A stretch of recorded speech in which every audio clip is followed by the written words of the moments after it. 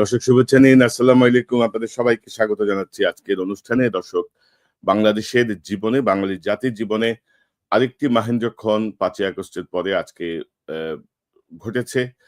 ছাত্র জনতা পলাতক ফ্যাসিস্ট স্বৈরাচার খুনি শেখ হাসিনার বক্তব্যের প্রতিবাদে ধানমন্ডি ৩২ নাম্বারে তারা আহ ঢুকে পড়েছে। তারা এই ৩২ নাম্বার গুড়িয়ে দেয়ার সকল প্রস্তুতি সম্পন্ন করেছে। অর্থাৎ এতদিন ধরে যে কথাগুলো আমরা গত ৬ মাসে দেখছিলাম যে আওয়ামী লীগ আবারও শক্তি সঞ্চয় করছে, আওয়ামী লীগের প্রতি জামাতের প্রীতি, আওয়ামী লীগের প্রতি বিএনপির প্রীতি, আওয়ামী লীগের প্রতি এই অন্তর্বর্তীকালীন সরকারের কারো প্রীতি, সবকিছু মিলিয়ে একটি আবহ তৈরি করা হয়েছিল যে না, না সেই অবস্থা নাই, ছাত্ররা এখন বিভক্ত হয়ে গেছে, তারা ডাকলে আর কেউ আসবে না। কিন্তু আজকের এই যেই প্রতিবাদ, আজকের যেই আন্দোলন, আজকের যে বিক্ষুব্ধ ছাত্র জনতার যে অবস্থান ৩২ নম্বরে এবং তাদের যে দাবি সেটিকে ভুল প্রমাণিত করেছে যে ছাত্র জনতা এখনো সজাগ, তারা এখনো আহ লক্ষ্য রাখছেন সকল কিছুর প্রতি। তো আমরা মনে করি আজকের যে শিরোনাম এটি একটি আরেকটি সুযোগ। আওয়ামী লীগ তার সহযোগী এবং অনুরাগীদের প্রতি আর কোনো অনুকম্পার কোনো সুযোগ নাই। এই ব্যাপারে পদক্ষেপ নিতে হবে। এই বিষয়ে আজকে আমি কথা বলবো। আমাদের সঙ্গে যোগ দিচ্ছেন আপনাদের অত্যন্ত প্রিয় মানুষ, প্রিয় মুখ পিনাকি ভট্টাচার্য। পিনাকিদা, আপনাকে স্বাগত জানাচ্ছি আজকের অনুষ্ঠানে। এবং আমার সঙ্গে যোগ দিচ্ছেন আরেক জনপ্রিয় মুখ, সাংবাদিক ইলিয়াস হোসেন। ইলিয়াস, আপনাকে স্বাগত জানাচ্ছি। ইলিয়াস, আনমিউট করতে হবে আপনাকে। ঈদ মোবারক। ঈদ মোবারক। সবাইকে ঈদ মোবারক। অনেকটা ঈদের মতোই অবস্থা। ফ্যাসিবাদের ইলিয়াসকে এত খুশি দেখিনি কখনো। দাদা, সব নষ্টের মূল তো দাদা আপনি, বুঝছেন? ইলিয়াস কখনো এত খুশি থাকে? কনক হাসতেছে, ও তো হাসে না কখনো। না, এখন ধরেন আসলে দাদা দেখেন যে এই ৩২ নাম্বারটা ধরেন একটা ঐতিহাসিক ভবন, কোনো সন্দেহ নাই। একটা স্মৃতি বিজড়িত ভবন, কোনো সন্দেহ নাই। কিন্তু গত ১৬ বছরে এই ৩২ নাম্বার শেখ মুজিবকে ব্যবহার করে যেভাবে গুম, খুন, মানুষ হত্যা, গণহত্যা, ভুয়া নির্বাচন, দখলদারিত্ব যেভাবে প্রতিষ্ঠা হয়েছে, তো মানুষের ক্ষোভটা যে পড়েছে ওইখানে। এবং ধরেন আমরা যদি সিরিয়ার দিকে তাকাই, জাস্ট আফটার হাসিনার পলায়ন, আমরা যদি সিরিয়ার দিকে তাকাই, দেখেন সিরিয়ায় আসাদের পার্টি নিষিদ্ধ, আসাদের অনুসারীদের ধরে ক্যাপিটাল পানিশমেন্ট দেওয়া হচ্ছে, অলমোস্ট এভরিডেই তাদের শাস্তি দেওয়া হচ্ছে। তো আমাদের এখানে ধরেন আমরা এক ধরনের কচ্ছপ গতি দেখতেছি। বিএনপিও এক ধরনের মায়া মহব্বত, জামাতের এক ধরনের মায়া মহব্বত, অন্যান্য রাজনৈতিক দলগুলো এক ধরনের মায়া মহব্বত, এবং আওয়ামী লীগ দেখেন বিভিন্ন জায়গায় যোগ দিচ্ছে, বিভিন্ন দলে তারা আবারও সেই আগের ভূমিকা অবতীর্ণ হচ্ছে। তো আমি যেটি প্রথমেই বলছিলাম যে অনেকে বলছিল না যে ছাত্রদের ঐক্য ভেঙে গেছে, শেষ, এখন এরা ডাক দিলে আর ২০০ লোকে আসবে না, কারণ এরা নিজেরাই মারামারি করতেছে, ইত্যাদি ইত্যাদি অনেক কথা আমরা শুনছি। কিন্তু এটা আরেকটা মানে সাইন যে নো, ছাত্র জনতা এখনো ইউনাইটেড এবং তারা ওয়াচ ডগের ভূমিকায় আছে। এবং সরকারের জন্য এটা কিন্তু এক ধরনের, আমি মনে করি যে একটা সিগনাল যে নো, এইসব করা যাবে না। তো পিনাকিদা, আপনার কাছ থেকে শুনি এই যে সুযোগ, আমি মনে করি এটাকে সেকেন্ড একটা সুযোগ ৫ই আগস্টের পরে আপনার কাছ থেকে একটু শুনি যে আওয়ামী লীগ সহযোগী এবং তার অনুরাগীদের ব্যাপারে আমরা কি করতে পারি, কি করণীয় সরকারের প্রতিটা জেলা উপজেলা পুরো দেশে। না, প্রথম ইয়েটা হচ্ছে যে বিপ্লব বিজয়ের তো কিছু চিহ্ন স্মারক লাগে আর কি। হ্যাঁ, যেমন ধরেন ফরাসি বিপ্লবে বাস্তিল দুর্গটাকে ভেঙে ফেলা হয়েছিল। আমরা শেখ মুজিবের মূর্তি উৎপাদন করছি, সেটা ঠিক আছে, কিন্তু ধানমন্ডি ৩২ নাম্বার এটা একটা সিগনিফিকেন্ট একটা আইকন ফ্যাসিবাদের। সেই আইকনটাকে ধ্বংস করা আমাদের জন্য জরুরি ছিল। এবং ৫ই আগস্ট আসলে এমন হয়েছিল, এটা তো শুধু আমার জন্য না, সবার জন্যই একটা অপ্রত্যাশিত, হঠাৎ করে বিজয়টা আসছে এবং আমরাও মোটামুটি অপ্রস্তুত, এবং কি করতে হবে তখন বিজয়ের আনন্দে আমরা এতই মাতোয়ারা যে গুরুত্বপূর্ণ কাজগুলো আমরা করতে পারিনি। এবং তারপর থেকে আমার মনে হচ্ছিল যে আরে এই কাজটা তো হলো না। এই তারপরে ধানমন্ডি ৩২ নাম্বারে দেখা গেল যে সাগর রুনির ছেলে যে এটা পরিষ্কার করছে, মানে সেটাকে ঘিরে আর একটা ন্যারেটিভ তৈরি করার চেষ্টা করা হচ্ছে। আরে এটা তো আবার সেটাকে ঘুরে দাঁড়াবে এটা নিয়ে। আমি কিন্তু কনসিস্টেন্টলি, সবাই নিশ্চয়ই লক্ষ্য করছেন, কনসিস্টেন্টলি আমি বলছি ধানমন্ডি ৩২ নাম্বারকে ঘুরাই দিতে হবে। হ্যাঁ, ইভেন আমার ২ এপিসোড আগেও আমি বলছি যে ধানমন্ডি ৩২ নাম্বারকে থ্যাতলায় ঘুরাই দিতে হবে। বুলডোজার শব্দটা আমি ক্যাটাগরিক্যালি বলছে আমি তো ইঞ্জিনিয়ার না, আমি তো জানি না। আজকে আমাকে বলতেছে ইঞ্জিনিয়াররা যে দাদা এটা বুলডোজার না, এটা এক্সক্যাভেটর লাগবে। এবং যখন বুলডোজারের কথা বলছি তখন অসংখ্য মানুষজন আমার কাছে ইয়ে করছে, এবং আমি নাম বলতেছি না, কিন্তু একজন ভদ্রলোক সরকারি একজন ইঞ্জিনিয়ার যিনি বুলডোজার এক্সকাভেটর সাপ্লাই দিচ্ছেন আর কি, বিভিন্ন জায়গা থেকে নিয়ে এসে, আরো আসবে, এখন এসছে, আরো আসবে। তো এটা একটা ঐতিহাসিক মুহূর্ত। এবং আমি আমি কিন্তু সত্যিকার অর্থে আমি বলি, আমি কিন্তু কল্পনা করিনি যে 32 নম্বর আমরা ঘুরাই দিতে পারবো। আমি এটা মনে করিনি, আমার মনে হয় যে কেউই বোধহয় মনে করেনি। কারণ এটা সেই দিন করা যায়নি, সেদিন করা গেলে হয়তো 5ই আগস্ট করে, 5ই আগস্টের 6 মাস পরে এটা আবার আমরা করতে পারবো। হ্যাঁ, যেখানে আমরা অনেক বিভক্ত হয়ে গেছি, আমাদের শক্তি, আমরা মনে করছি যে আমাদের শক্তি কমে গেছে, জনগণের ঐক্য, আওয়ামী লীগ ফিরে আসছে তার একটা শক্তি নিয়ে, সরকারের প্রতি অনেক বিরূপ বিতৃষ্ণা এটাও জন্ম নিয়েছে, তাদের অদক্ষতা আমাদেরকে ক্ষুব্ধ করছে। এরকম একটা সময় আমরা এটা করতে পারবো, এটা আমি কিন্তু কল্পনা করি। কিন্তু আজকে একটা অসম্ভব একটা বিষয় ঘটে গেল, যেটার সিগনিফিকেন্স মারাত্মক। সেটা সিগনিফিকেন্স হচ্ছে বিপ্লবের আগুন এটা নেবে, বিপ্লব এখনো জিন্দা আছে এবং আমাদের ক্ষত শুকায়নি, এবং আমাদের ঐক্যের যেটা শীর্ষবিন্দু ফ্যাসিবাদের বিরুদ্ধে, সেখানে আমরা সবাই সবাই আমাদের আমাদের পরের পথটা হয়তো ভিন্ন হতে পারে, কিন্তু ফ্যাসিবাদ যে বাংলাদেশে ফিরবে না এবং ফ্যাসিবাদের আমরা কোনো চিহ্ন রাখবো না, সে ব্যাপারে গোটা জাতি, পুরো জাতি আবার একমত। শুধু কিন্তু আরেকটা জিনিস, শুধু কিন্তু ঢাকায় হয়েছে তা না, খুলনায় হয়েছে এবং বিভিন্ন জায়গায় হচ্ছে আর কি। এবং আমি বলছি যে আজকে দাদা আপনার সাউন্ডে একটু সমস্যা, তো সাউন্ড অনেক লো হয়ে গেছে হঠাৎ করে। কল আসতেছে, আমি মোবাইল থেকে ঢুকছি তো। জি, আমি যে বলতেছি যে আমাকে যোগাযোগ রাখতে হচ্ছে অনেকগুলো জায়গায় মাঝে মাঝে। তো যাই হোক, ইঞ্জিনিয়ার সাহেব ফোন করছে, কারণ বোধহয় ইয়ের সঙ্গে, তা আমি আবার পরে ঢুকবো।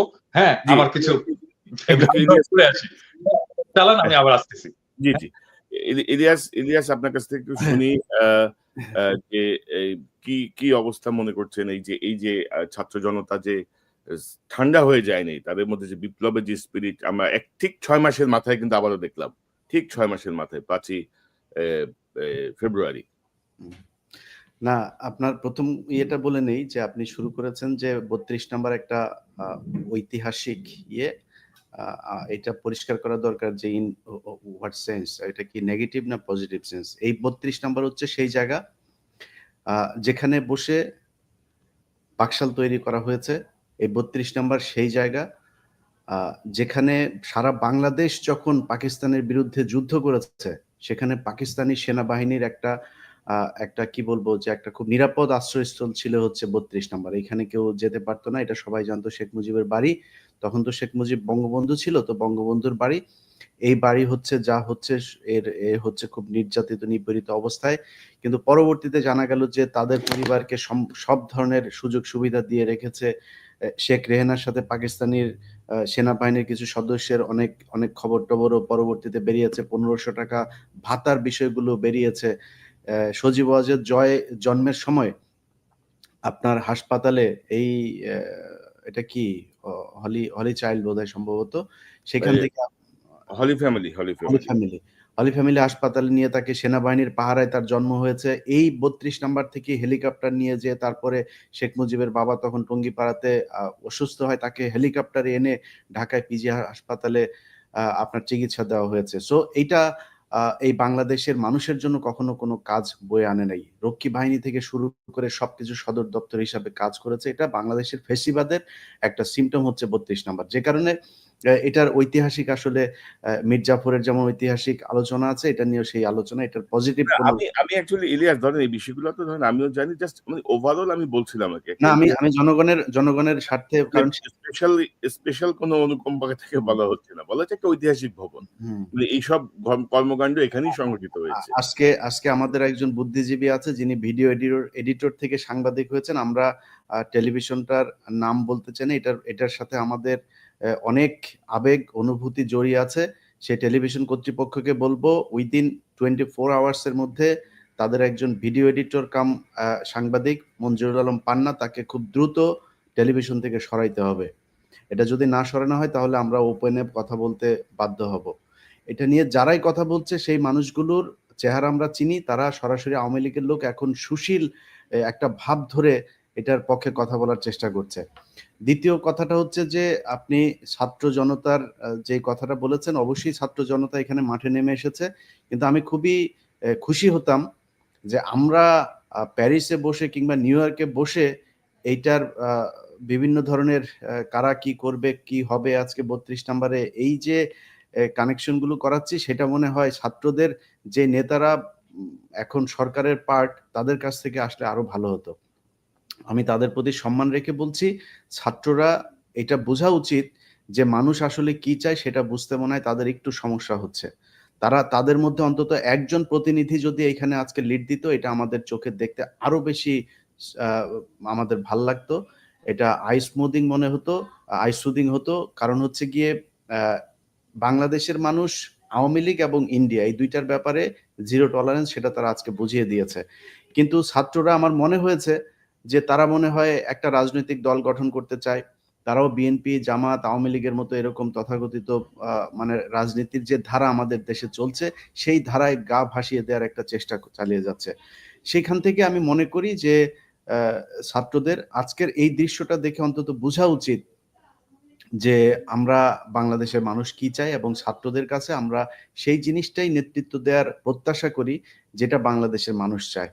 তো আমার বিশ্বাস তাদের অবশ্যই ছাত্রদের এই যে ৩২ নম্বর গুড়িয়ে দেওয়ার সাথে ছাত্রদেরও নেতাদের সাথে দু একজনের সাথে কথা হয়েছে, তারাও এটার সাথে একমত এবং তারা এটার সাথে একাত্মতা ঘোষণা করেছে। কিন্তু আমার মনে হয় সামনে থেকে নেতৃত্বটা দিলে আরো বেশি ভাল লাগতো।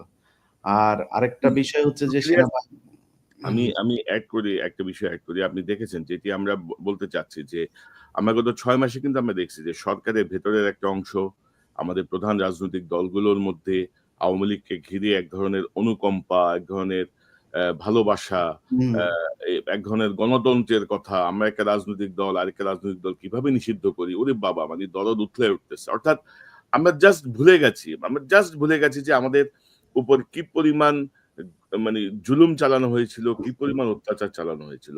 তো এই ঘটনাটা তো একটা আবার প্রমাণ করলো, আরেকটা সুযোগ দিল কিন্তু যে আওয়ামী লীগের সহযোগী যারা আওয়ামী লীগের লেসপেন্সার, বুদ্ধিজীবী, সুশীল সমাজ, রাজনীতিবিদ, এদের বিরুদ্ধে আমাদেরকে অবস্থান নেয়ার, এদেরকে চিহ্নিত করার। আপনি কি মনে করেন? না, একটা জিনিস দেখেন, এই যে ২১শে বইমেলা, বইমেলাতে একটা ডাস্টবিন বানানো হয়েছে শেখ হাসিনার ছবি দিয়ে। ওরে তো পাবলিক টয়লেট পর্যন্ত বানানো দরকার। ওর ছবির উপরে মানুষের মানে মলমূত্র ত্যাগ করা উচিত। ও এর চাই জঘন্য, এইটারও মানে আসলে না, ও এটারও মানে যোগ্য না। এর চাইতে জঘন্য জায়গায় ওকে রাখা উচিত। কিন্তু সেটা নিয়েও আপনি দেখেন বাংলাদেশের মেইন স্ট্রিমের পত্রিকা পর্যন্ত যে এই বইমেলা হচ্ছে খুব পবিত্র জায়গা, এখানে শফিকের মতো একজন মানুষ সে কিভাবে এটা করলো, এই ন্যারেটিভ গুলো কিন্তু দাঁড় করিয়ে তারা কিন্তু মানে বই মেলাটাকে খুব বেশি করার চেষ্টা করছে না। তারা শেখ হাসিনাকে গ্লোরিফাই করার চেষ্টা করছে। শেখ হাসিনাকে নিয়ে যাতে আর কোনো ধরনের এই ধরনের কাজ না হয়, এটা চেষ্টা করে যাচ্ছে। আমি আপনার এই লাইভে ঢোকার আগে মিসেস পাশার সাথে কথা হচ্ছিল, যেই পাশা ১৯৭৫ সালের ১৫ই আগস্টের একজন সূর্য সন্তান, এই বাংলাদেশের অত্যন্ত অকুতোভয় সাহসী একজন মুক্তিযোদ্ধা। তিনি আমাকে বলছিলেন, ধন্যবাদ দেওয়ার জন্য ফোন করেছেন, তো তখন তিনি বলছিলেন যে দেখেন ইলিয়াস, দেখো আমার মেয়েটাকে ওরা মেরে ফেলেছে, আমি এই মেয়েটাকে নিয়েই বেঁচেছিলাম বলে তিনি কান্না করছিলেন। খুব কষ্ট হচ্ছিল কনক ভাই। ধরেন আমরা এই ১৫ই আগস্টের ঘটনাকে নিয়ে শেখ হাসিনাকে এই সারা জীবন এই এক ঘটনা দিয়ে, কিন্তু যদি নাকি ধরেন আমি যদি ওই ১৫ই আগস্টের ওই জায়গায় থাকতাম, আমি মনে করি শেখ মুজিবের বিচার হওয়া দরকার ছিল। বাংলাদেশের মানুষ জানা দরকার ছিল যে শেখ মুজিব কি অপরাধ করেছে। এই এতগুলো মানুষ মেরে কিন্তু তাদের প্রতি একটা সহানুভূতি তৈরি করেছে। এই সহানুভূতি নিয়েই চলছে। কিন্তু এই যে আমরা তাদের প্রতি সহানুভূতিশীল, সারা বাংলাদেশে তারা কত মানুষের সন্তান বলেন আপনি, পাশার স্ত্রী কি করেছিল, পাশার মেয়ে কি করেছিল, তাকে ট্রাকের নিচে চাপা দিয়ে তারপরে মেরেছে, এটা মানুষের সামনে বলতেও পারে নাই। বজলুল হুদা, তাকে মৃত্যুর পরে তাকে জবাই করা হয়েছে, তাকে মানে জবাই করে হত্যা করা হয়েছে, মানে এত নৃশংসভাবে মারার তো দরকার নাই। শেখ হাসিনা কি করতে পারে সেটা আমরা বহু ইতিহাস জানি। সবশেষ যেই একটা এই ফোন রেকর্ড আপনার ঘুরে বেড়াচ্ছে। শেখ হাসিনা দেখেন হেলিকপ্টার থেকে গুলি করার জন্য যে নির্দেশ দিচ্ছেন, সরাসরি শেখ হাসিনা। এই যে ছোট বাচ্চাটা মারা গেল, সেটার জন্য তো শেখ হাসিনা দায়ী। অতএব আমরা এই যে এই অল্পতে খুব কি বলে যে তুষ্ট হয়ে যায় এবং অল্পতে সব অতীত ভুলে যাই, এটার কারণে আমাদেরকে এই অতীতে বহু মূল্য দিতে হয়েছে এবং ভবিষ্যতে মূল্য দিতে হবে। সো ওই জায়গাগুলো যেন না হয়, আবার যেন আওয়ামী লীগ এবং ইন্ডিয়া এই দুইটা জায়গাতে যেন আমরা সবাই একমত থাকি এবং এই যে ছাত্রদের ভেতরে যে বিভাজন তৈরি করার চেষ্টা করা হয়েছে, আপনি যে কথাগুলো বলছিলেন যে ছাত্রদের ভেতরে এক নাই, ছাত্রদের ভেতরে, আরে ভাই, পৃথিবীর ভেতরে মানুষ একটা খুবই এদের সহজাত একটা স্বভাবসুলভ একটা বৈশিষ্ট্য হচ্ছে যে মানুষের ভেতরে নানান বিষয় নিয়ে মত পার্থক্য থাকবে। বিএনপির ভেতরে থাকবে, জামাতের ভেতরে, বিশাল বড় বড় রাজনৈতিক দল, তাদের দলের ভেতরেই সমস্যা। দুইটা দল প্যারালালি চলতে গেলে তো তাদের মধ্যে অনেক সমস্যা থাকবে। সো সেই জায়গাটাতে আপনি একটা জিনিস চিন্তা করেন যে এই ছাত্রদের ভেতরে কিছু বিষয় নিয়ে মত পার্থক্য থাকার কারণে তাদেরকে বলা হচ্ছে তাদের ঐক্য ভেঙে গিয়েছে। সো এই ঐক্যগুলো যে ভেঙে যায় সেটার একটা নিদর্শন এটা, এবং ছাত্রদেরও চিন্তা করা উচিত যে তারা এখনো কি করবে। আমরা এখনো ছাত্রদের প্রতি সম্মান রেখেই কথা বলছি, তাদের প্রতি আমরা শ্রদ্ধাশীল। 5ই আগস্ট তারা যেটা করে দেখিয়েছে, এটার জন্য তারা ভবিষ্যতেও যদি ছোটখাটো কোনো ভুল করেও থাকে, ইভেন কি ব্যক্তিগতভাবেও যদি আক্রমণ করে থাকে আমাদেরকে, আমি অন্তত আমার জায়গাটা পরিষ্কার করি, আমি ছাত্রদের প্রতি যথেষ্ট সম্মান দেখাবো এবং তাদের প্রতি সেই সম্মান রেখেই বলছি যে আজকের ঘটনায় তাদের আমার মনে হয় এই চিন্তা করা উচিত যে আসলে তারা কি করবে। আওয়ামী লীগের ব্যাপারে যত বেশি তারা, আপনি দেখেন আজকে সারা বাংলাদেশ এক হয়ে গিয়েছে। সারা বাংলাদেশের মানুষ আজকে সোশ্যাল মিডিয়াতে দেখেন কেউ এটার বিরুদ্ধে নাই, শুধু কতিপয় সুশীল ছাড়া। হ্যাঁ, এর বাইরে সাধারণ মানুষকে আপনি দেখবেন না যে ছোট একটা মিছিল। আর আরেকটা জিনিস কনক ভাই বলে রাখি, আমি পরে বলি, যদি আপনি বলেন, প্রশ্ন থাকে। না, আমি বলছিলাম যে ধরেন আমাদের এই যে সংবাদ মাধ্যমগুলো আছে, পত্রিকা বলেন, মিডিয়া বলেন, এই টেলিভিশন বলেন, এরাও কিন্তু খুব মানে এগুলো আসলে আপাত দৃষ্টিতে মনে হচ্ছে তারা একটা নিরপেক্ষ অবস্থানে, তারা কিন্তু খুব কৌশলে মানে হাসিনা আওয়ামী লীগের পক্ষে কাজ করছে, বিভক্তি ধরিয়ে দেওয়ার কাজ করছে। এক ধরনের মানে ধরেন যে এই হাসিনা ফিরে আসবে, এই ব্যাপারটা কিন্তু তারাই এস্টাবলিশ করছে নানাভাবে, এবং যেটা আমি মনে করি যে সকল সমস্যার মূল। মানে আপনি যদি দেখেন হাসিনা আজকে যে টেলিফোনে যে বক্তব্য দিল, কোনো অনুকম্পা নাই, কোনো অনুশোচনা নাই। এর মধ্যে আপনি দেখেছেন যে সে অমুকের হাত ভেঙে দাও, অমুকের বাড়ি পোড়ায় দাও, ওদের বাড়িঘর, আমাদের বাড়িঘর আছে, ওদের বাড়িঘর নাই। যত রকমের কথা। সে ক্ষমতায় থাকতে যেমন অবৈধ প্রধানমন্ত্রীর চেয়ারে বসে সে যেমন বলছিল যে আগুনে ফেলে দাও এদেরকে, যারা আগুন জ্বালাইছে তাদেরকে আগুনে পোড়ায় দাও, আগুনের মধ্যে ফেলে দাও। এখনো কিন্তু সে সেইম টোনে কথা বলতেছে এত হত্যাকাণ্ডের পরেও। এখনো সে ঠিকানা কার কোথায় পরিবারের লোকজন আছে তাদেরকে পর্যন্ত করে। আমরা আজ পর্যন্ত বলি নাই যে কারোর অন্যায়ের জন্য তার পরিবারের মানুষকে, যদিও আমাদের পরিবার, আপনার নিজের বোন জেল খেটেছে, আমার পরিবারের লোকজনের উপর নানান ভাবে টর্চার করা হয়েছে, কিন্তু আমরা আজ পর্যন্ত বলি নাই যে কারোর অন্যায়ের জন্য কারোর পরিবারের উপরে হামলা করা হোক। তিনি কিন্তু এখনো বলছেন কোন জজের, কোন এই সমন্বয়কের পরিবারের কে কোথায় আছে এগুলো লিখে রাখতে, এগুলো সব হিসাব নেওয়া হবে। তো আপনি কি মনে করেন এই যে ধরেন এখন আমাদের রাজনৈতিক দল, বিশেষ করে প্রধান রাজনৈতিক দলগুলো বিএনপি, জামাত, তাদের আসলে আমার মনে হয় যে তাদের ভাবনাটা আবার মানে রিথিঙ্কিং করার একটা সুযোগ আসছে আরকি। তারা যেভাবে ভাবছিলেন, আপনি কি মনে করেন? আপনার কি না, পরামর্শ? তা তো অবশ্যই। আমি ধরেন সমস্যাটা হয় কি, বাংলাদেশের মানুষের ভেতরে একটা চরম আকারে প্রতিযোগিতা কাজ করে। এই প্রতিযোগিতাটা তারা অনেক সময় অসুস্থ ক্ষেত্রেও প্র্যাকটিস করার চেষ্টা করে। যেমন আমাকে নিয়ে ধরেন, যদি আমি একটা জামাতের ব্যাপারে একটা কথা বলি, তখন আমাকে বানানো হয় আমি বিএনপি পন্থী। আবার বিএনপির ব্যাপারে একটা কথা বললে আমাদেরকে বানানো হয় জামাতপন্থী। ভাই, আমি জামাতপন্থীও না, বিএনপি পন্থীও না। আমি আবার যদি জিজ্ঞেস করেন যে আমি কোন পন্থী বলতেই হবে, তাহলে আমি জামাত বিএনপি পন্থী। কারণ আমরা এক জায়গায় আমরা মানে ঠিক আছে, সেটা হচ্ছে আওয়ামী লীগকে কোনো ছাড় দেওয়া হবে না। আওয়ামী লীগকে যেই দল যত বেশি ছাড় দিবে, আমি সেই দল থেকে তত বেশি দূরত্ব বজায় রাখবো। সো এই জায়গাটাতে ঠিক থাকতে হবে। আজকে যদি নাকি জামাত এবং বিএনপির ভেতরে এই ধরনের কোনো চুক্তি হয় যে তাদের একটা রাজনৈতিক অ্যালায়েন্স থাকবে, তাদের একটা রাজনৈতিক বলয় থাকবে, এই দুই বলয়ের তারা বিভক্ত হোক, বিভক্ত হয়ে বলুক যে আমরা 5 বছর করে আমরা ক্ষমতায় থাকবো, আমার কোনো সমস্যা নাই, থাকেন। কিন্তু আওয়ামী লীগ এটা এই দেশের কোনো রাজনৈতিক দল না, এটা ভারতের একটা রাজনৈতিক দল, এবং ভারত তাদের সব ধরনের বুদ্ধি, পরামর্শ, নিয়ন্ত্রণ সবকিছু তাদের হাতে।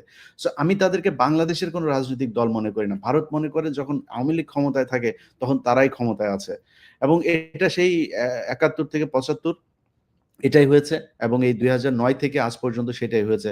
বিডিআর হত্যাকাণ্ড দিয়ে শুরু হয়েছে, এখন পর্যন্ত সেটা চলছে। অতএব বিএনপি এবং জামায়াত যতই চেষ্টা করুক যে তারা ইয়ের সাথে, আপনার ভারতের সাথে সুসম্পর্ক বজায় রাখবে, আমি এই জিনিসটা কোনোভাবে বুঝি না। যে কালকে জামাত ইসলামের আমিরের একটা বক্তব্য একটা পত্রিকাতে দেখলাম, আমি জানি না সত্য কি মিথ্যা, এখানে তিনি বলেছেন যে তারা কখনোই ভারত বিরোধী না।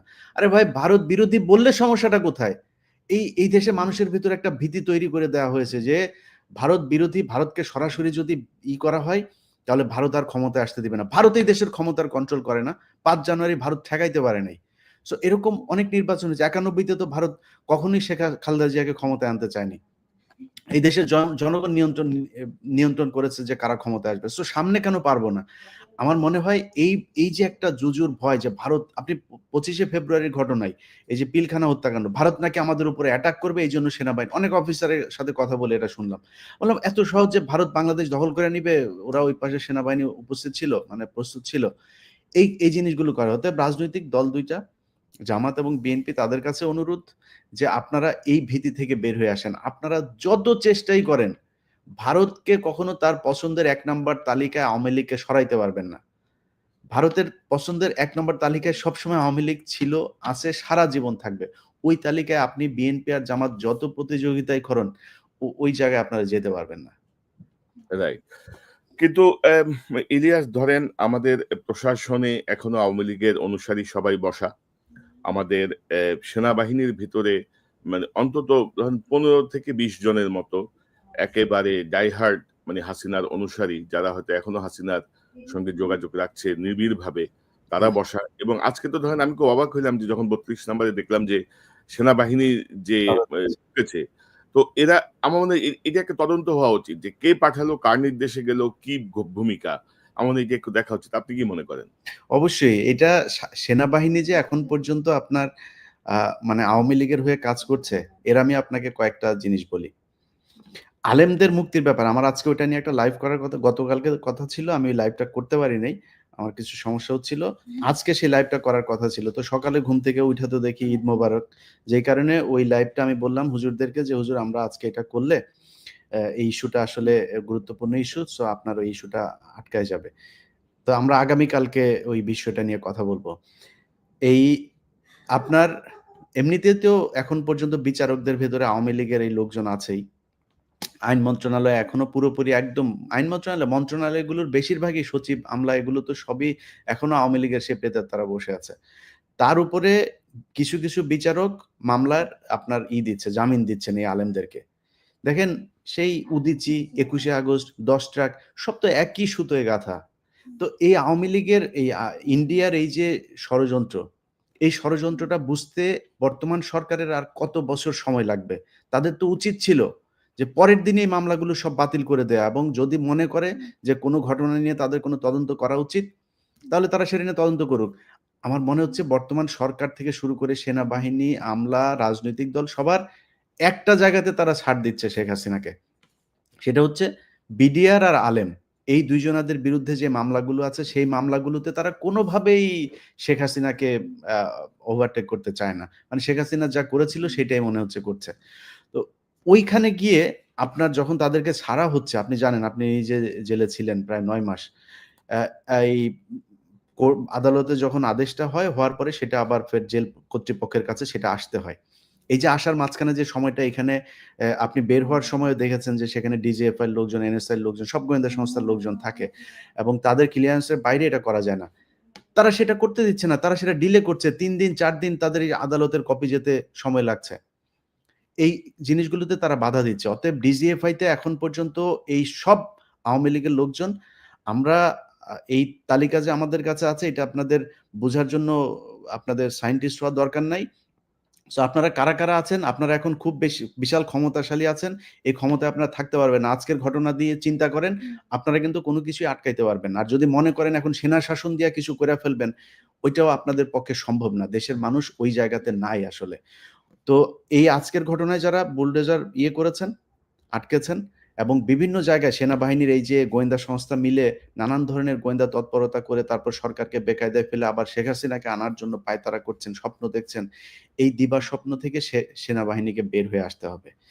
কারণ আমার মনে হয় না যে সেনাবাহিনী আজকে যদি চাইতো তাইলেও এইখানে এইটা বাঁচাতে পারে। সেনাবাহিনী না, সেনাবাহিনীর ধরো 10 থেকে 15 জন অফিসার বা সর্বোচ্চ 20 জন। না ভাই, আপনি এটা বলবেন কিভাবে?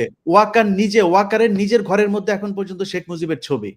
আপনি সেনাবাহিনীকে বাঁচায় বলবেন, সেনা প্রধান যদি এটা হয়, আমরা সেনাবাহিনীকে বলবো কিভাবে যে আসলে একদম পুরো সেনাবাহিনীকে ধরে কথা বলতে? ইচ্ছা করে সবাইকে ধরেই কথা বলি। আমরা এটা জানি যে এখনো সেনাবাহিনীর ভেতরে অনেক ভালো মানুষ আছেন, কিন্তু আমি তাদেরকে বলবো যে দেখেন, আপনারা আপনাদের সেনা প্রধানকে বুঝান, এবং এই যে ডিজিএফআই প্রধান থেকে শুরু করে যারা যারা ডিজিএফআই তে ঝামেলা করছে তাদের আমার মনে হয় মানে এই পরামর্শটুকু দেওয়া উচিত যে মানুষ ওই ইয়ের মধ্যে আসলে এখন নাই। সেনাবাহিনীকে ঠিক হইতে হবে। 14 নির্বাচন, 8 নির্বাচন থেকে শুরু করে সেনাবাহিনী যেসব ঘটনাগুলো ঘটিয়েছে সেগুলো এই দেশে আর ঘটতে দিবে না বাংলাদেশের মানুষ। এবং কিছু কিছু ধরো আমরা দেখছি যে অবসরপ্রাপ্ত অনেকে নানা রকমের স্ট্যাটাস দিচ্ছে এখন, ধরো ইকবাল ভূঁইয়া। আর ইকবাল করিম ভূঁইয়া 14 সালে তার ভূমিকা কি ছিল, 14 নির্বাচনের কি ভূমিকা ছিল, তারপরে এরশাদকে নির্বাচনে আনতে কে বাধ্য করছিল, উনি আবার ধরেন ওনার অপরাধ সব আড়াল করে এখন মহান সাজার চেষ্টা করতেছে। ভাই, খালেদা জিয়ার বাড়ি থেকে বের করেছে কার সময়? ইকবাল করিম ভূঁইয়ার পাওয়ার প্ল্যান্ট ছিল, 2টা অথবা 3টা পাওয়ার প্ল্যান্ট ছিল। পাওয়ার প্ল্যান্ট কারা পেয়েছে শেখ হাসিনার কাছ থেকে? ইকবাল করিম ভূঁইয়া সম্ভবত তখন আর্মি চিফ ছিল না, সম্ভবত উনি তো সেনাবাহিনীর একজন জেনারেল তখন। হ্যাঁ, গুরুত্বপূর্ণ পজিশনে ছিল।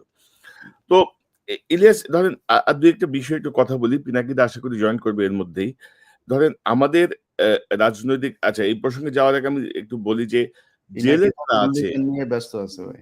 হ্যাঁ, জেলে যারা আছে তারা কিন্তু বেশ আরামায়েশি আছে বলা চলে, এবং আপনি যদি নেতাদের বিভিন্ন কথাবার্তা দেখেন, আমি তো এবং সালমান এফ রহমান তো জেলখানার ভেতর থেকে টেলিফোনেই অনেক রকমের অসন্তোষ তৈরি করছে, আপনি তো জানেন। তো এই জায়গাটা আমাদেরকে অ্যাডজাস্ট করা দরকার, সরকারের আর একটু কঠোর হওয়া দরকার বলে মনে করি। আপনার কাছে কি তথ্য আছে? আমার মনে হয়, আমি যতটুকু জানি, আমি কালকেও এটা নিশ্চিত হচ্ছিলাম, শুধুমাত্র নারী তারা নিতে পারছে না। নারীদের মানে রিকুইজিশন আছে, কিন্তু নারীর এটা অ্যালাউ করছে না এখন পর্যন্ত। এই ছাড়া তারা মদ থেকে শুরু করে সবকিছুই পাচ্ছে ভেতরে। তো এই জেলখানার ভেতরে নিয়ে যদি তাদেরকে এভাবে আরাম-আয়েশ করতে দেওয়া হয়, এবং হত্যা মামলার যেসব আসামিরা আছে তাদেরকে সবাইকে ধরাও হচ্ছে না, এই জায়গায় একটা মনে হচ্ছে সরকারের শৈথিল্যতা কাজ করছে। এই জায়গাগুলোতে অবশ্যই আমার মনে হয় ওই যে যেটা বললাম শুরুতেই, যে ছাত্রদের আরো বেশি তৎপর হওয়া উচিত, এবং ছাত্রদের বোঝা উচিত যে এই জায়গাগুলোই তাদের মূল পুঁজি।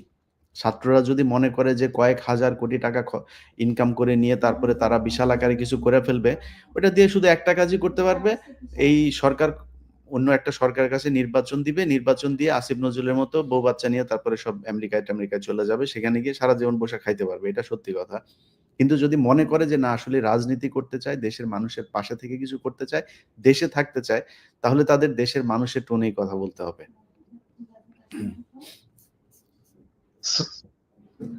দাদা, আপনাকে প্রক্সি দিতে যায় আমার অনেক কথা বলতে হয়েছে, এবার আপনি বলুন। আপনাকে ধন্যবাদ, আপনি জয়েন করছেন। দাদা, সর্বশেষ আপডেট কি 32 নম্বরে? না, ভাঙাভাঙি চলতেছে। কয়েকটা জিনিস হচ্ছে, ভিতরে আগুন লাগাই দিছে, তো আগুন মধ্যে তো ভাঙা মুশকিল। আর আরো অনেক বুলডোজার এবং এক্সকাভেটর চলে আসছে। তো আর ভিতরে লোকজন অনেক, ওদেরকে না সরাইলে ওগুলো জিনিসপত্র যদি ভেঙে আবার উপরে পড়ে তাহলে তো সমস্যা। তো যাই হোক, এই সব মিলে চলছে, চিন্তার কোনো কারণ নাই। সে রাত্রে সাফা হয়ে যাবে আর কি, রাত্রের মধ্যে সাফা হয়ে যাবে। এখন ঘটনা আমরা কি করব, ওই জায়গায় আমরা কি করব? তো আমি তো একটা প্রস্তাব দিচ্ছি যে ওইখানে 2013 সালের 5ই মেতে যে সমস্ত শহীদ শাপলা চত্বরে শহীদ হয়েছেন তাদের স্মৃতিতে একটা মসজিদ করা যায় কিনা। আলেমদের সাথে কথা বলতে হবে। আর কি কি করা যায়? অনেকে বলছে স্মৃতিসৌধ করা, অনেকে আবার বলছে যে না দাদা, আমি আমার একটা খুব ভ্যালিড একটা পরামর্শ আছে। হ্যাঁ বলো। এটা করলে এটা টিকে থাকে। মসজিদ ওরা ভেঙে ফেলে, মসজিদ থাকবে না। আমি চাই একটা মন্দির হোক ওই জায়গায়। তাহলে এক কাজ করো, মন্দির ভাঙলে তখন আমরা বলবো যে এই যে মন্দির ভাঙতেছে। আচ্ছা তাহলে এক কাজ করা যায়, একটা শিব মন্দির করা যায়। হ্যাঁ, শিব পিনাকি মানে তো শিব, জানো তো? হ্যাঁ, এটা শিব মন্দির করা যায়। প্রস্তাব দিয়ে দাও আর ইলিয়াস প্রস্তাব দিলে হয়ে যাবে। হ্যাঁ, পিনাকি মন্দির। হ্যাঁ, কেমন হয়? ভালো না? মানে ওই হাসিনা যেভাবে চিন্তা করে আসলে এইভাবে চিন্তা করতে হবে। ওই যে দেখলেন না যে ট্রাম্পের ছবি নিয়ে মিছিল করতে হবে, এটা আবার ছবি তুলতে হবে যেন বলা যায় ট্রাম্পের ছবির উপরে হামলা করছে। এই জন্য মন্দির হইলে বলতে হবে যে এই দেখো, ইন্ডিয়াতে বলতে হবে দেখো হাসিনা এখন মন্দির সেই মন্দির ভাঙা শুরু করছে। তাহলে কি পিনাকি মন্দির হবে? নাকি মন্দির পিনাকি ভট্টাচার্য না, পিনাকি মানে তো শিব মন্দির একটা করা যেতে পারে। শিব মন্দির জয়যুক্ত হয়েছে। দাদা এই যে আপনার আপনি যখন ছিলেন আমরা কয়েকটা প্রসঙ্গের কথা বলছিলাম, এই প্রসঙ্গটা নিয়ে আমি একটু শেষ করতে চাই, আর বেশি লম্বা করতে চাই না। যে ধরেন আমাদের রাজনৈতিক দলগুলো কিন্তু ধরেন এখনো সেই 2008-এর যে আগের রাজনীতি, মানে 2008 সালের আগের যে পুরাতন রাজনীতির ওই ফর্মেটেই ভাবছি অনেক কিছু আমার মনে হয়। এই যে পরিবর্তন যাতে হচ্ছে, মানুষ যে এখন বাংলাদেশের গণমাধ্যমের চেয়ে অনলাইনের উপরে ডিপেন্ডেন্ট, সোশ্যাল মিডিয়ার উপরে অনেক বেশি নির্ভরশীল, অনেক বেশি ট্রাস্ট করে, এই জায়গাটা ধরেন এখন এই যে আমি যদি বলছি যে আওয়ামী লীগের সহযোগী এবং অনুরাগীদের কোনো অনুকম্পার সুযোগ নাই আর না, আমাদের একদমই নাই। কারণ আমরা তো 6 মাস দেখলাম ওদের মধ্যে তো কোনো অনুশোচনা নাই। ওরা যে ক্ষমা চাবে, ওরা যে বুঝবে যে আমরা ভুল করছি, এই জিনিসটা তোদের মধ্যে নাই, কোনো রিমোর্স নাই। তো সেই জায়গাটায় কি পদক্ষেপ নেওয়া যেতে পারে? কারণ বিভিন্ন জেলায় ধরেন এখনো অনেকেই ধরেন আওয়ামী লীগের নেতা হয়ে, বিএনপি নেতা হয়ে গেছে, বা কেউ জামাতের নেতা হয়ে গেছে, নানাভাবে এদেরকে তারা শেল্টারে ঢুকে আর তারা আবার আগের অ্যাক্টিভিটিতে চলে গেছে। আমাদের বুদ্ধিজীবীরা, আমাদের সাংবাদিকরা কিন্তু খুব কৌশলে ছাত্রদের মধ্যে ভেজাল লাগাচ্ছে। প্লাস আজকে যে সেনাবাহিনীর সেখানে হঠাৎ করে গেল, কার নির্দেশে গেল, সেটারও একটা তদন্ত হওয়া প্রয়োজন নিশ্চয়ই। আপনি বলেন। না, আমি তো ইলিয়াসের সাথে ওই লাইভে বলছি যে সেনাবাহিনী 8 টু সিভিল পাওয়ার এখানে ডিপ্লয়েড আছে। সো আমি নিশ্চিত হয়েছি স্বরাষ্ট্র মন্ত্রণালয় থেকে বা সরকার থেকে সেনাবাহিনীর কোনো সাহায্য চাওয়া হয়নি। তো সেনাবাহিনী নিজ উদ্যোগে গেছে, এটা ওয়াকারের নির্দেশে গেছে। ওয়াকারকে ব্যাখ্যা দিতে হবে কেন সেনাবাহিনীকে তারা এখানে পাঠাইছে। তবে সেইখানে যে সেনা অফিসার এবং সৈনিকেরা ছিল তারা যথেষ্ট যৌক্তিক আচরণ করছে এবং তারা ফিরে গেছে কোনো ঝামেলা না করেই। তো আমরা ধন্যবাদ জানাই ডেফিনেটলি এখানে কোনো ঝামেলা না করার জন্য। আমরা পুলিশকে ধন্যবাদ জানাই, কারণ পুলিশ ওইখানে কোনো ঝামেলা করেনি এবং তারা ছাত্র জনতার উপস্থিতির পরে এখান থেকে সরে গেছে জায়গা ছেড়ে। আমরা তাদেরকে ধন্যবাদ জানাই। আর নতুন রাজনীতির কথা যেটা বললেন, যে দেখেন পুরোনো দলগুলো পুরোনো রাজনীতি করবে, কারণ পুরোনো দিনের মানুষ তো ওনাদের চিন্তা ইয়ে করতে পারবে না। নতুন রাজনীতি যে কিরকম হতে পারে এটা ওনাদের ধারণার মধ্যে নাই। হ্যাঁ, তো আমরা ওনাদেরকে সাপোর্ট করতে চাই, ডেফিনেটলি সাপোর্ট করতে চাই। আমাদের যে প্রতিষ্ঠিত রাজনৈতিক দল আছে তারা আমাদের সম্পদ, এটা মনে রাখতে হবে। আমি সবসময় তাদেরকে রেসপেক্ট করি, কিন্তু তাদেরকে তো জনগণের আকাঙ্ক্ষা, জনগণের অ্যাসপিরেশন, যে বাচ্চারা রক্ত দিল তাদের আকাঙ্ক্ষাটাকে তো ধারণ করতে হবে। তারা যদি ধারণ করতে না পারে তাহলে তো মুশকিল, তাহলে নতুন রাজনীতি দাঁড়াবে। আমরা কিন্তু ওনাদেরকে হেল্প করতে পারি যে কিভাবে করা যায়, কিভাবে ন্যারেটিভ তৈরি করতে হবে, কিভাবে জনগণের সাথে কমিউনিকেট করতে হবে, কিভাবে রাজনৈতিক কর্মসূচি তৈরি করতে হবে। আমাদের লক্ষ্য যদি হয় 4টা, আমি তো 4টা বলছি। এক, আওয়ামী রাজনীতি বাংলাদেশে চিরতরে নিশ্চিহ্ন করতে হবে। ভারতীয় আধিপত্যবাদ এটার ধ্বংস করতে হবে বাংলাদেশে। 3 নাম্বার হচ্ছে বাংলাদেশ একটা সাম্যের সমাজ চাই। আর 4 নাম্বার বাংলাদেশের রাষ্ট্র এবং সমাজে ইনসাফ চাই। আমার 4টা ভেরি সিম্পল চাওয়া। এই 4টা চাওয়াতে যেই রাজনৈতিক দলগুলো আসবে আমরা সবাই তাদেরকে হেল্প করবো। হ্যাঁ, কারণ আমাদের সবারই তো চাওয়া এরকম একটা বাংলাদেশ, যেই বাংলাদেশে এই 4টা জিনিস থাকবে। আমরা ডেফিনেটলি, আমার মনে হয় কনক, ইলিয়াস কেউই এটাতে আপত্তি করবে না যে রাজনৈতিক দলগুলো, বৃহৎ রাজনৈতিক দলগুলো আমাদের এই এজেন্ডাটাকে তাদের কমন এজেন্ডা হিসেবে নেবে, তাদের সাথে আমরা থাকবো। এবং দাদা 5ই আগস্টের পরে এই যে 5ই ফেব্রুয়ারি, ঠিক 6 মাসের মাথায় ছাত্র জনতা আবার যাদের যে শক্তি দেখালো, তাদের যেই স্পৃহা দেখালো, তাদের যে ফ্যাসিস্ট বিরোধী যেই অবস্থানটা নিল, আমার মনে হয় যে আমাদের অন্তর্বর্তীকালীন সরকার থেকে শুরু করে প্রত্যেকটা রাজনৈতিক দল এই বিষয়টাকে ধারণ করা উচিত। আমাদের জেলা, উপজেলা, থানায় যারা বিগত 16 বছরে ক্ষমতা দেখিয়েছে তাদেরকে ধরে ধরে থানায় দেওয়া উচিত। তাদেরকে বিচারের মুখোমুখি করার জন্য কার্যকর পদক্ষেপ নেওয়া উচিত। এবং যারা জেলে আছে তাদের টেলিফোনে ভাই জেলখানা থেকেই তারা নির্দেশ দিচ্ছে বিভিন্ন জায়গায়। আপনি নিশ্চয়ই অবগত আছেন। সালমান এফ রহমান থেকে শুরু করে অনেকেই। এই জায়গাগুলো নিয়ে আমরা কি করতে পারি? আমি মনে করি তাদেরকে আইনের মুখোমুখি করা উচিত। এবং গতকাল আমাকে সেনাবাহিনীর একজন অ্যাক্টিভ একজন মেজর বলছিলেন যে, "ভাই আমরা অনেক চাঁদাবাজকে, আওয়ামী লীগের অনেক অপরাধীকে ধরে দিচ্ছি, কিন্তু তারা পরের দিনই জামিন পেয়ে যাচ্ছে। তাদের ব্যাপারে এক ধরনের বিশেষ অনুকম্পা আমরা দেখছি।" আপনার একটা মন্তব্য নিতে চাই।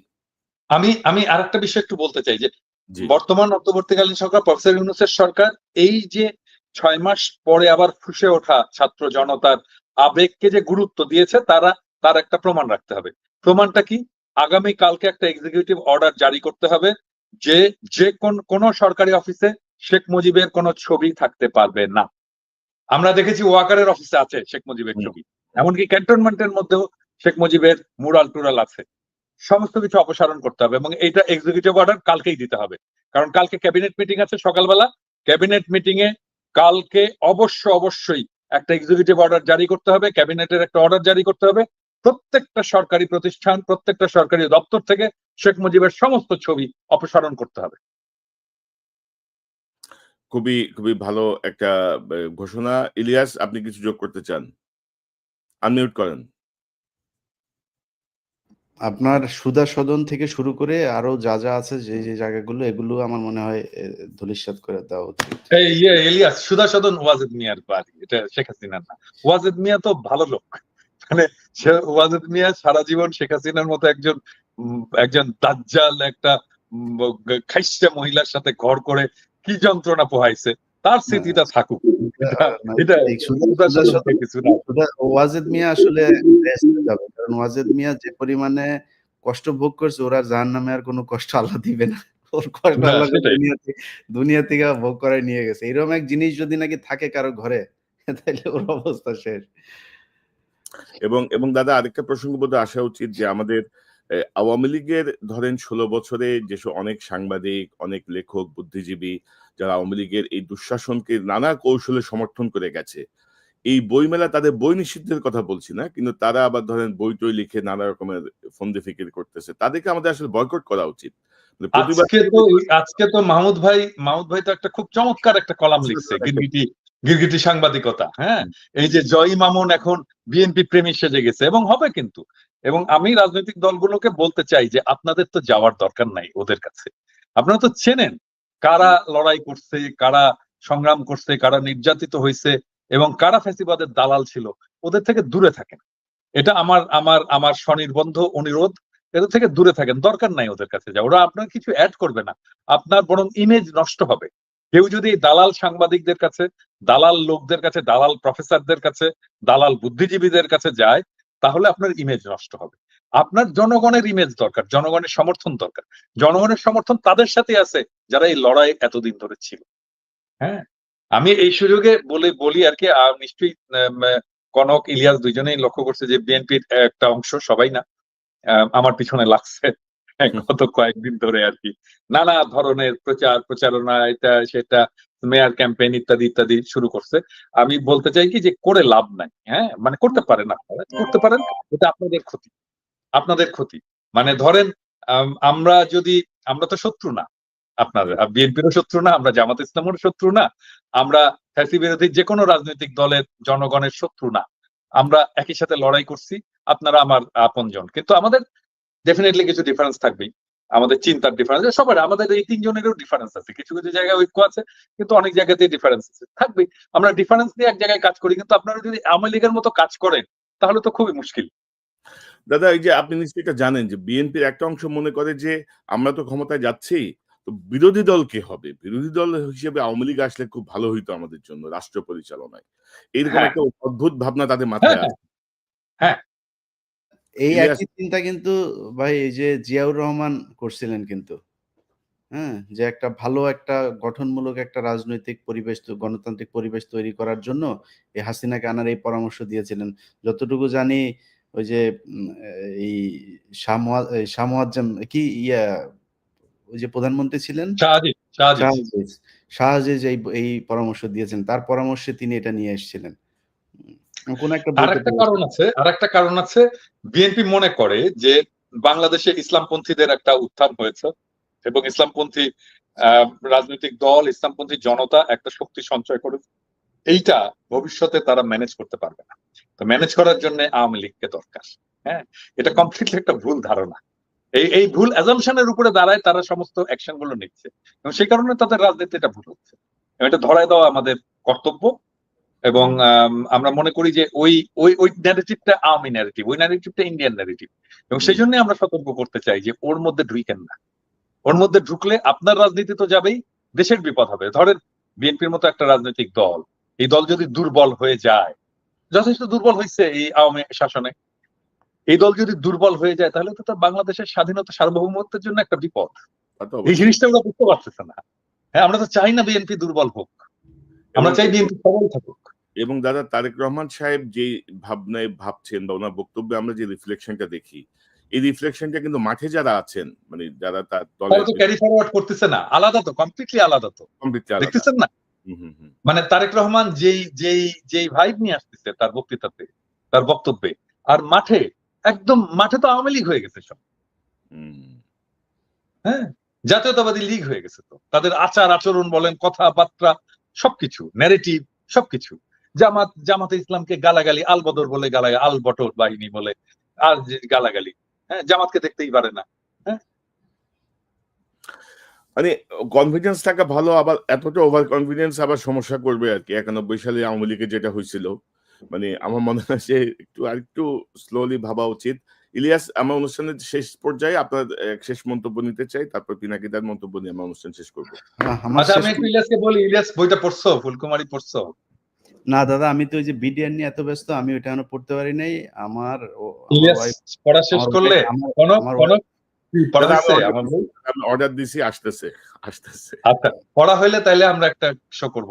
পড়া হওয়ার পরে আপনার বইটা নিয়ে আমরা অলরেডি আপনার এটা নিয়ে আমরা দুইজনই কথা বলতেছিলাম যে আপনার এটা নিয়ে আমরা একটা শো করবো। আমি অলরেডি দাদাকে বলছি যে আমরা এটা নিয়ে একটা শো করবো, আলোচনা করবো বিস্তারিত ভাবে।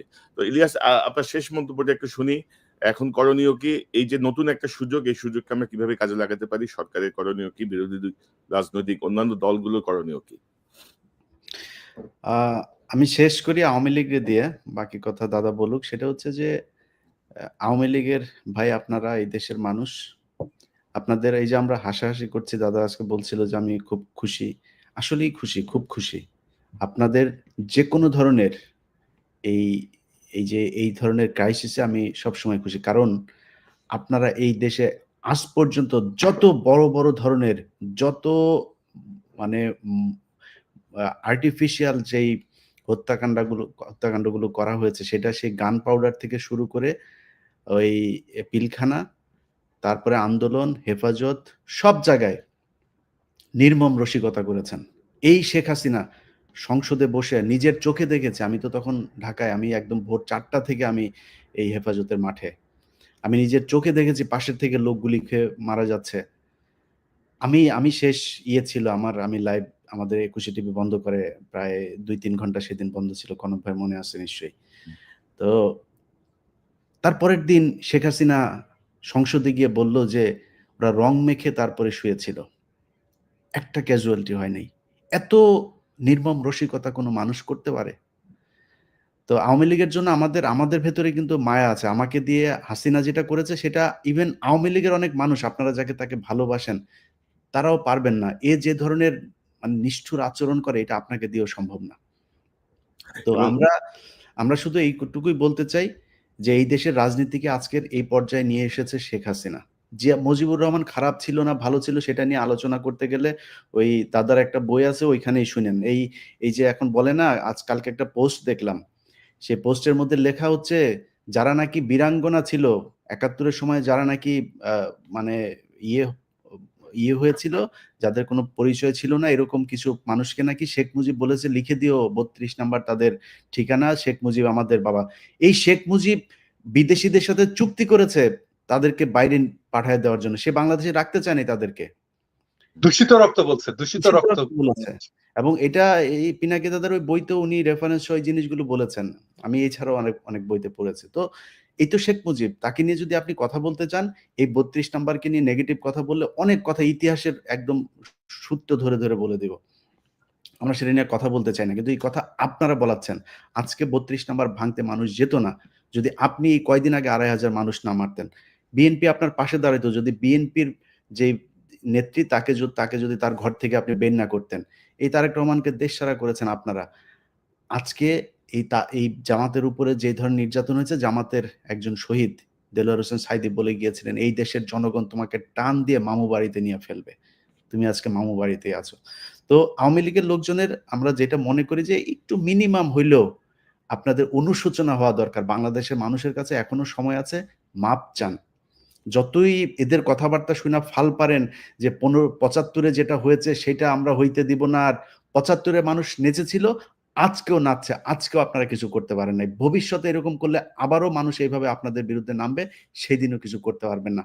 আজকে যারা বেঁচে আছেন তারা চোখের সামনেই দেখছেন যে ১৫ই আগস্টে মানুষ যে মিষ্টি বিতরণ করেছিল সেটা সত্য কি মিথ্যা। রাইট। ইলিয়াস, আমি শুধু একটা বিষয় যোগ করতে চাই। আপনি যে হেফাজতের রক্তের কথা বললেন, রক্ত রং মেখে হাসিনা যে বলল, আপনি নিশ্চয়ই দেখেছেন আরো নির্মম কথা। সে নিজের নির্দেশ দিয়ে গুম করে বলেছে এরা অভিবাসী হতে যেয়ে সাগরে ডুবে মারা গেছে। এরকম বক্তব্য কিন্তু সে দিয়েছে। অথচ সে নিজে নির্দেশ দিয়ে তাদেরকে খুন করেছে, গুম করেছে, মেরে ফেলেছে, বলেছে এরা বোধহয় দেশ ত্যাগ করতে যেয়ে মারা গেছে। তো পিনাকিদা, আপনার কাছ থেকে একটু জানি যে এখন করণীয় কি? আওয়ামী লীগের সহযোগীদের আর অনুকম্পার সুযোগ নাই। এই জায়গাতে আমাদের রাজনৈতিক দলগুলো কি করতে পারে? সরকারের ভূমিকা কি হওয়া উচিত আগামীকাল থেকে? আপনার মন্তব্যটা আমরা জানতে চাই, আপনার বক্তব্যটা জানতে চাই। আমি প্রথম থেকে যখন ৫ই আগস্ট হলো তারপরে কিন্তু আমার চিন্তা ছিল যে কিভাবে রিকনসিলিয়েশন করব, কিভাবে তাদেরকে সমাজে এটা আবার ফেরত নিয়ে আসবো, তারা অনুশোচনার মধ্যে দিয়ে, ক্ষমা প্রার্থনার মধ্যে দিয়ে সমাজে ইন্টিগ্রেটেড হবে, কিন্তু সেটা হলো না। এবং আমরা প্রত্যেকেই আমরা একমত যে তাদের মধ্যে অনুশোচনার বিন্দু মাত্র কোনো ইয়ে নাই, এবং তারা জুলাই বিপ্লবকেই বরং প্রশ্নবিদ্ধ করার জন্য তারা নানা ধরনের ন্যারেটিভ তৈরির চেষ্টা করেছে। So no mercy. এখন আর কোনো ক্ষমা নয়, বাংলাদেশের ভেতরে বসে যারা আওয়ামী ফ্যাসিবাদের কথা বলবে, সহানুভূতি দেখাবে, ওই শাওন টাউন সহ, যে বলে না কেরা উঠছে, শাওন টাউন সহ যারা বলবে তাদের সবাইকে জয় বাংলা করে দিতে হবে। এবং আমাদের আগামী ১ মাস ধরে, ওরা ১ মাসের কর্মসূচি নিয়েছে না, আমাদের আগামী ১ মাস ধরে আমাদের কর্মসূচি চলবে এদেরকে জয় বাংলা করা। যদি সেই রকম হয়, আমি তো বলছি, আমি আমার বাহিনীকে বলছি যে বাড়িটা আইডেন্টিফাই করবা, বাড়ির সামনে গরু ফেলাবার জবাই করবা, গরু ফেলাবার জবাই করবা, টাকা দিব, আমরা দিব না, আমরা একসাথে দিব, চান্দা দিব, গরু ফেলাবার জব করবো। সাবধান হয়ে যাও, ক্ষমা চাও, ক্ষমা চাও। এগুলো ঢাকায় বসে, বাংলাদেশে বসে আওয়ামী ফ্যাসিবাদের দালালি চলবে না। Stop, full stop. কাল থেকে দেখবে এবং কাল থেকে আমাদের অভিযান শুরু হবে। এবং আমরা কি করতে পারি সেটা প্রমাণ আজকে দেখানো হয়েছে, ছাত্র জনতা দেখাই দিছে। তার প্রমাণ চট্টগ্রামে দেখানো হয়েছে। কঠোর নির্মম হইতে বাধ্য করবেন। সমাজে মেশে আওয়ামী ফ্যাসিবাদের দালালি করবেন, তার পক্ষে কথা বলবেন। রাইট। না, ওইটা এই যে আমাদের প্রেস সেক্রেটারি শফিক ভাই ডাস্টবিনের যে ছবিটা, এই ছবির পরে কত সুশীলের আহা হাহা, আহাকার, আহাজারি, আহা হা হা, মানে বইমেলার পবিত্রতা নষ্ট হয়ে গেল রে, কি হলো রে, কি অবস্থা আপনি দেখছেন না? আবার যাইতে হবে, আবার ফোন আসছে, যাইতে হবে। খোদা হাফেজ। তাহলে ভাঙেন তাড়াতাড়ি ভাঙেন। ঠিক আছে দাদা, ভালো থাকেন। Thank you. ইলিয়াস, আপনাকে ধন্যবাদ আপনার মূল্যবান অংশগ্রহণের জন্য। পিনাকিদাকে ধন্যবাদ। আশা করি আবারও দেখা হবে, কথা হবে। ভালো থাকেন ইলিয়াস। আল্লাহ হাফেজ। দর্শক, এতক্ষণ যে অনুষ্ঠান শুনলেন, নিশ্চয়ই আপনি আলোচনা মর্মার্থ উপলব্ধি করতে সক্ষম হবেন। ছাত্র জনতা ঠিক ৬ মাসের মাথায় ৫ই ফেব্রুয়ারি আবারও সুযোগ এনে দিয়েছে এই সরকারকে এবং রাজনৈতিক দলগুলোকে, আওয়ামী লীগের প্রতি আমরা যেন আর অনুকম্পা না দেখাই। একটি রাজনৈতিক দল হ্যান ব্যান ত্যান এসব কথা বলে তাদেরকে পুনর্বাসনের যেন কোনো চেষ্টা না করা হয়। আওয়ামী লীগ 16 বছরে যে গণহত্যা চালিয়েছে, যে গুম খুন করেছে, যা অপরাধ করেছে, গত 6 মাসে তারা বিন্দু মাত্র তাদের মধ্যে কোনো অনুশোচনা দেখি নাই। তারা উপরন্তু তারা এই বিষয়গুলো উল্টা গেম খেলার চেষ্টা করছে, উল্টো অনেকের উপরে চাপিয়ে দেওয়ার চেষ্টা করছে। জুলাই আন্দোলনকে তারা নানাভাবে ব্যাখ্যা করার চেষ্টা করছে। এবং আপনারা দেখেছেন গত এই সরকার দায়িত্ব নেওয়ার পরপরই নানাভাবে বিদ্রোহের চেষ্টা করে তারা এই সরকারকে ফেলে দিতে চেয়েছিল, তারা আবার দখল করার চেষ্টা করেছিল। কিন্তু আস্তে, আস্তে সকল প্রচেষ্টা ব্যর্থ হয়েছে। আমরা চাই বাংলাদেশের ছাত্র জনতা অতন্দ্র প্রহরীর মতো একটি গণতান্ত্রিক নির্বাচনের মাধ্যমে জনগণের প্রতিনিধিদের হাতে ক্ষমতা হস্তান্তর পর্যন্ত সজাগ দৃষ্টি রাখবেন। আওয়ামী লীগের প্রতি যারা অনুরাগী, আওয়ামী লীগের যারা সহযোগী, ছাত্রলীগ, যুবলীগের যারা অনুরাগী, সহযোগী, তাদেরকে আমরা সামাজিকভাবে বয়কট করব। তাদের যারা ক্ষমতা দেখিয়েছে তাদেরকে আমরা ধরে, ধরে পুলিশে সোপর্দ করব। পুলিশ যদি সেখানে কোন রকমের অনুকম্পা দেখাতে চায়, আমরা পুলিশের বিরুদ্ধে অবস্থান নিব। বিচারক যদি তার প্রতি কোন অনুকম্পা দেখাতে চায়, আমরা তার বিরুদ্ধে অবস্থান নিব। অর্থাৎ বাংলাদেশে ফ্যাসিবাদী, স্বৈরাচারী, অত্যাচারী, খুনি কোন দলের আর কোন ঠাঁই হবে না। দর্শক, এই চ্যানেলটি যারা দেখছেন দয়া করে সাবস্ক্রাইব করে আমাদের পাশে থাকুন। এই চ্যানেলের মেম্বারশিপ নিয়ে আমাদের পাশে থাকুন। আবারও দেখা হবে ইনশাআল্লাহ। আসসালামু আলাইকুম।